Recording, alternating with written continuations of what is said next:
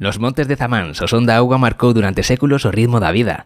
Xa dende a Idade Media entre os séculos XIII e XV existen referencias aos primeiros muiños hidráulicos na zona, que medraron especialmente entre o século XVIII e XIX coa auxe da economía agraria. Os muiños, espallados ao longo dos regatos, eran moito máis que simples construcións. Eran o corazón da vida rural. Aquí moíase millo, centeo e trigo, básicos para a alimentación diaria converténdose en fariña para facer pan e outros alimentos.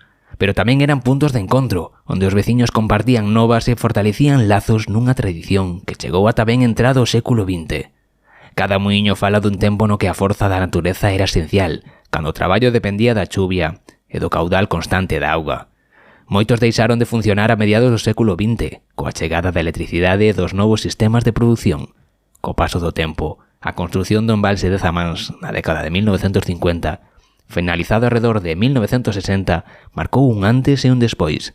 Naceu para garantir o abastecemento de auga á cidade de Vigo, transformando tamén a paisaxe e mantendo un importante equilibrio ambiental. Ose, entre natureza e memoria, Zamáns segue a fluir entre o pasado e o presente, onde a auga continúa a contar a súa historia.